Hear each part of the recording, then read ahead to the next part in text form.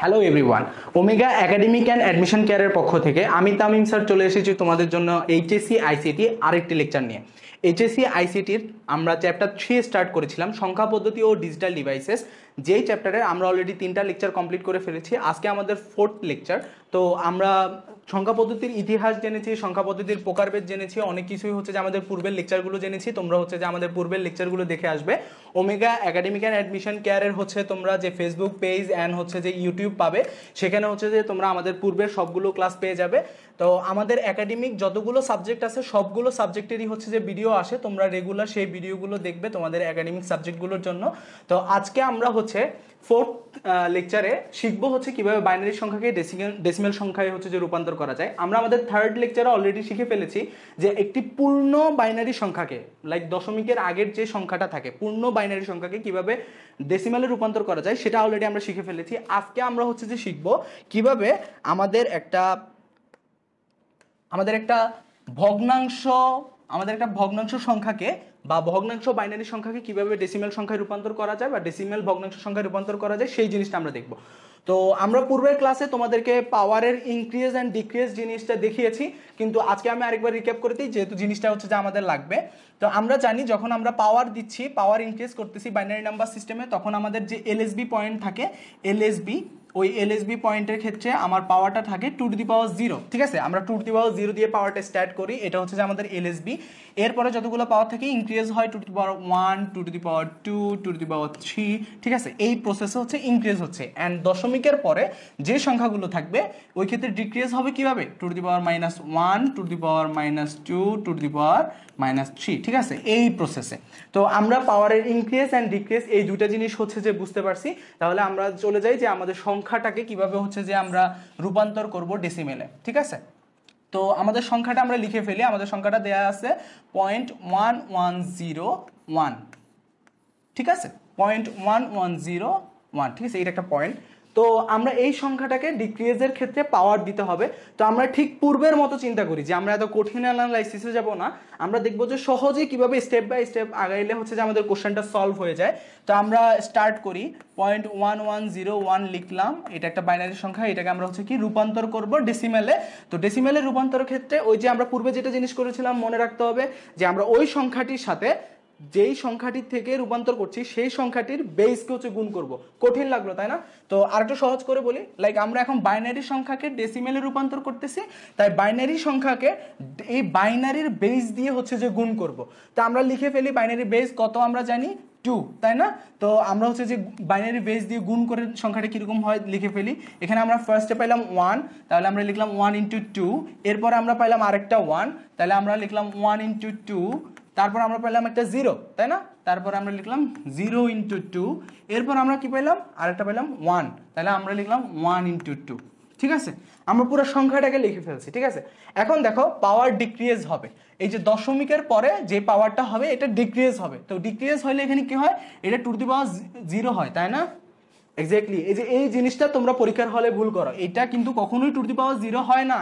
আমরা জানি যে আমাদের যে এলএসবি পয়েন্ট থাকে, লাইক আমরা যদি এখানে আরো এরকম সংখ্যা লিখতাম 1101, তখন আমার এটা হইতো এলএসবি, অ্যান্ড এই এলএসবির ক্ষেত্রে পাওয়ারটা কত হইতো, 2⁻0 হইতো। তাহলে আমার এখানে যে পাওয়ারটা, সে পাওয়ারটা কত হবে বলতো, আমাদের সেই পাওয়ারটা হবে 2⁻1, অ্যান্ড এটার যে পজিশন আছে সেটার পাওয়ারটা কত হবে 2⁻2, 0 যে পজিশন আছে সেটা কত হবে 2⁻3, 1 এর যেটা আছে সেটা কত হবে 2⁻1। ঠিক আছে, তাহলে পাওয়ারের ডিক্রিজ হবে। তাহলে ডিক্রিজের ক্ষেত্রে আমরা পরীক্ষার হলে সবসময় ভুল করি কোনটা, আমরা এখানে লিখি 2⁻0। ঠিক আছে, ওখানে কিন্তু 2⁻0 হয় না, আমাদের ডিক্রিজের ক্ষেত্রে ফার্স্টে আসে 2⁻1। তাহলে এটা আমরা কি ঠিক বাইনারিতে যে সিস্টেমটা শিখেছিলাম আমরা কি ওরকম ভাবে লিখবো, লাইক একটা পূর্ণ সংখ্যার জন্য আমরা যে সিস্টেমটা লিখছিলাম ওরকম ভাবে লিখবো? যেমন আমরা কিরকম ভাবে লিখছিলাম, যখন আমরা একটা পূর্ণ সংখ্যাকে করছিলাম তখন আমরা এরকম পিছন থেকে হচ্ছে যে পাওয়ার সিস্টেমটা দিয়ে আসছি। সেটার রিজন কি ছিল, আমাদের পাওয়ার সিস্টেমটা এরকম ভাবে ইনক্রিজ হচ্ছিল, এখন আমাদের ডিক্রিজ হচ্ছে। ডিক্রিজের ক্ষেত্রে যে এই সাইনটা মনে রাখতে হবে যে এরকম ভাবে হচ্ছে যে ডিক্রিজ হচ্ছে, তার মানে আমাদের পাওয়ারটা শুরু থেকে দিব। ঠিক আছে, পাওয়ারটা শুরু থেকে দিব। তাহলে আমাদের এখানে এলএসবি বিট কোনটা, এইটা এলএসবি বিটের পাওয়ার কত হবে -1, তাই না? -1। এরপরে কি হবে -2, এরপরে কি হবে -3, এরপরে কি হবে -4। ঠিক আছে, পাওয়ারটা আমরা লিখে ফেলছি। ঠিক আছে, পাওয়ার লেখা শেষ, এরপরে জাস্ট আমাদেরকে ক্যালকুলেশন করতে হবে। দেখি আমরা ক্যালকুলেশন করলে কি আসে। আমরা যখন 1 ইন্টু 2⁻⁻1 লিখতেছি, এই 2⁻⁻1 এর ভ্যালুটা কত বলেন তো? 0.5, তাই না? এই 2⁻⁻1 এর ভ্যালু কত? 0.5। এরপর আমরা কি পাচ্ছি? 1। তো আমরা লিখে ফেলি 1 ইন্টু 2, অ্যান্ড 2⁻2 এর ভ্যালু কত বলেন তো? 2⁻2 এর ভ্যালু হচ্ছে 0.25, তাই না? এরপরে দেখেন আমরা কি পাচ্ছি? 0 ইন্টু 2⁻3, আমরা 0 লিখে ফেললাম। 2⁻3 এর আমরা ভ্যালুটা কত বলেন তো? 2⁻3 এর ভ্যালুটা কত? 0.125, তাই না? এরকম। তারপরে 1 ইন্টু 2⁻4, 2⁻4 এর ভ্যালুটা কত আসতেছে বলেন তো একটু আমাকে কেউ? 0, এটা হবে 1 ইন্টু 0.625 এরকম টাইপ, তাই না? সরি 0.625, 0.0625। এখন দেখেন আমি প্রত্যেকটা পাওয়ারের মানগুলাকে শুধু বসাইছি, অ্যান্ড সবগুলোকে এখন জাস্ট গুণ করে যোগ করলে আমার নাম্বারটা হয়ে যাচ্ছে। এখন দেখেন আমরা কি করলাম? 0.5কে যদি 1 দিয়ে গুণ করি আমরা পাচ্ছি 0.5। আমরা 1কে যদি যখন 0.25 দিয়ে গুণ করতেছি পাচ্ছি, আমরা পাচ্ছি 0.25। এরপরে 0 দিয়ে এটাকে গুণ করলে কি আমরা 0 পাবো নাকি 0.125 পাবো? আমরা 0 পাবো। এই যে পরীক্ষার হলে আরেকটা বলছি, এটা আমি আগের কোশ্চেনের ক্ষেত্রে, আগের প্র্যাকটিসের ক্ষেত্রে আপনাদেরকে বলছিলাম যে 0 দিয়ে গুণ করে আপনারা হচ্ছে এই যে পাওয়ারের ভ্যালুটাকে ডিরেক্টলি বসাই দেন, কিন্তু মনে রাখা লাগবে যখন 0-র সাথে গুণ করতেছি তখন কিন্তু 0 হবে ভ্যালুটা। তারপরে 1 ইন্টু যখন 0.0625 হচ্ছে তখন ভ্যালুটা কি হতেছে? 0.0625 হচ্ছে। এখন আমি পুরো সংখ্যাটাকে যদি যোগ করে ফেলি আমরা সংখ্যাটা পাচ্ছি 0.8125। মানে হচ্ছে আমার যখন এই সংখ্যাটাকে আমি ডেসিমেলে কনভার্ট করতেছি তখন আমি এই ডেসিমেল নাম্বারটা পাচ্ছি। ডেসিমেল কিভাবে বুঝতে পারতেছি? এই যে আমি ব্র্যাকেট দিয়ে বেসটাকে দিয়ে দিছি, তাহলে আমরা বুঝতে পারতেছি এটা একটা ডেসিমেল সংখ্যা। এখন দেখেন আমরা হচ্ছে যে ভগ্নাংশ সংখ্যাকে হচ্ছে যে শিখে ফেলেছি এবং পূর্ণ সংখ্যার ক্ষেত্রে হচ্ছে যে শিখে ফেলেছি। তাহলে আমরা একটা পূর্ণ একটা সংখ্যাকে হচ্ছে যে কনভার্ট করি, আমরা দেখি যে একটা পূর্ণ সংখ্যাকে কনভার্ট করলে আমাদের কিরকম আসে নাম্বারটা। তো আমাদের পূর্ণ সংখ্যার একটা এক্সাম্পলের ক্ষেত্রে আমরা কি নাম্বারটা পাচ্ছি আমরা লিখে ফেলি। আমরা নাম্বারটা পাচ্ছি এরকম 110011.1010, তাই না? আমরা এরকম একটা বাইনারি নাম্বার পাচ্ছি। কেন বাইনারি নাম্বার? এটা বেস হচ্ছে যে 2 অ্যান্ড কম্বিনেশন হচ্ছে 0s and 1 এর। তো আমরা স্টার্ট করি, আমাদের প্রথম পার্ট হচ্ছে যে এটুক, তাই না? আমরা প্রথম হচ্ছে যে এই এটুক পার্ট নিয়ে কাজ করব। ঠিক আছে, প্রথমে এটুক পার্ট নিয়ে কাজ করব। এর জন্য আমরা লিখলাম 110011। এই জিনিসটাকে আমরা কিসে কনভার্ট করব? আমরা ডেসিমেলে কনভার্ট করব। তো ডেসিমেলে কনভার্ট করার ক্ষেত্রে আমাদেরকে কি করতে হবে? বাইনারি থেকে ডেসিমেল কনভার্ট করতেছি, তার মানে বাইনারির যে বেসগুলো আছে, বাইনারির বেস দিয়ে হচ্ছে সংখ্যাগুলোকে আগে গুণ করে বসাই দিব।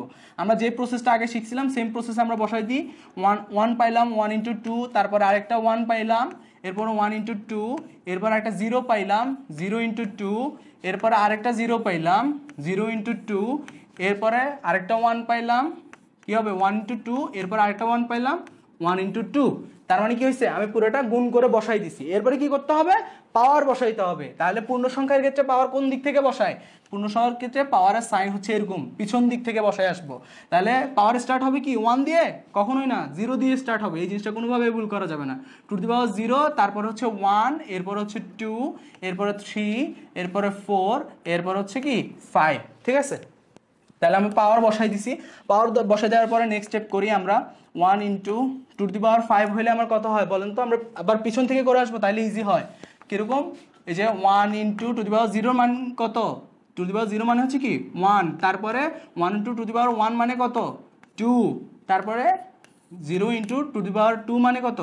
4, এরপরে 0 ইন্টু 2⁵3 মানে কত? 8, এরপরে 1 ইন্টু 2⁵4 মানে কত? 16, এরপরে 1 ইন্টু 2⁵5 মানে কত? 32। ঠিক আছে, এরপরে আমরা আবার অ্যাড করি 32 প্লাস 16 প্লাস 0 ইন্টু 8 0, 0 ইন্টু 4 0। এই যে এই অপশনটা কোনোভাবে মিস করা যাবে না, কোনোভাবে পাওয়ারটা যোগ করে ডিরেক্টলি মানটাকে অ্যাড করে দিয়েন না। তারপর 2, তারপর হচ্ছে 1। তাহলে আমরা এই সংখ্যাটা পেলাম। সংখ্যাটা যোগ করলে কি হবে? 32 প্লাস 16 কত হচ্ছে? 48, 48 অ্যান্ড 2 কত হচ্ছে? 50, 50 প্লাস 1 কত হচ্ছে? 51। তার মানে আমরা অ্যাড করলে কত পাইলাম? 51। তাহলে আমরা যে সংখ্যাটা কনভার্ট করতেছি 110011, এই সংখ্যাটাকে কনভার্ট করলে আমরা প্রথমে পার্টে কতটুকু পাচ্ছি? 51 পাচ্ছি, তাই না? এরপরে আমাদের নেক্সট পার্টে আমরা কি দেখব? আমরা দেখব হচ্ছে যে 0.1010কে আমরা হচ্ছে যে কিভাবে কনভার্ট করতে পারি ওই জিনিসটা আমরা হচ্ছে দেখব।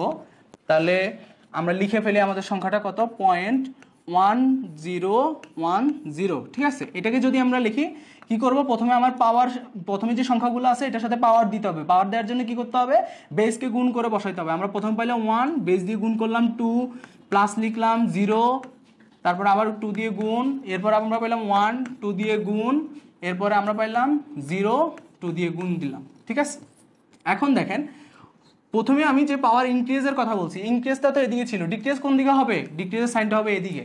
তার মানে আমি পাওয়ারটাকে ডিক্রিজ করব, তার মানে এদিক থেকে সাইন দিয়ে শুরু করব। কত থেকে স্টার্ট হবে, -1 থেকে স্টার্ট হবে, তারপরে -2, এরপরে -3,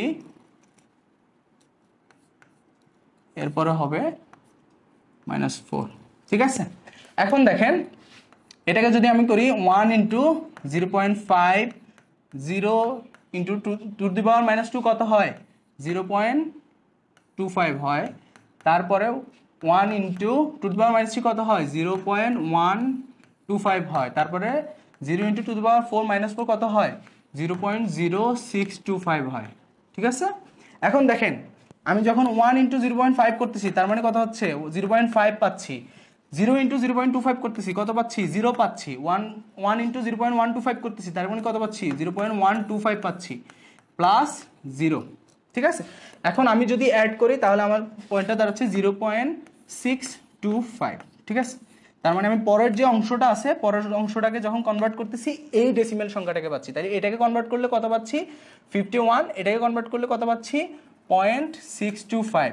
তাহলে আমি যদি পুরো সংখ্যাটাকে এখন প্রকাশ করতে চাই, পুরো সংখ্যাটাকে প্রকাশ করার ক্ষেত্রে কিভাবে প্রকাশ করতে হবে, লিখতে হবে 110011.1010। ঠিক আছে, এই বাইনারি সংখ্যাটাকে আমি যখন ডেসিমেলে কনভার্ট করতেছি, কনভার্ট করলে সংখ্যাটা কিরকম দাঁড়াচ্ছে, 51.625। ঠিক আছে, কিভাবে বুঝলাম, এটা ডেসিমেলের বেস দিয়ে বুঝলাম এটা একটা ডেসিমেল সংখ্যা, এই বাইনারি বেস দিয়ে বুঝলাম এটা একটা বাইনারি সংখ্যা। এই বাইনারি সংখ্যাকে কনভার্ট করার পর আমরা পাইলাম 51.625। মানে এখানে যে বাইনারি সংখ্যাটা দেয়া আছে এটার এক্সাক্ট ভ্যালু কত হয়, 51.625। তো আজকের জন্য এটুকুই, আমরা বাইনারি থেকে কিভাবে ডেসিমেলে কনভার্ট করতে হয় সেই জিনিসটা শিখে ফেললাম। নেক্সটে আমরা আরও কিছু কনভার্সন শিখবো, লাইক আমাদের অক্টাল থেকে ডেসিমেলে এবং অক্টালে কিভাবে ডেসিমেল থেকে নেওয়া যাবে, বাইনারি থেকে কিভাবে অক্টালে নেওয়া যাবে, অক্টাল থেকে কিভাবে বাইনারি নেওয়া যাবে। আর অনেকগুলো কনভার্সন আমাদের বাকি আছে। ধীরে ধীরে আমাদের নেক্সট লেকচারগুলোতে আমরা সবগুলো কনভার্সন দেখাবো।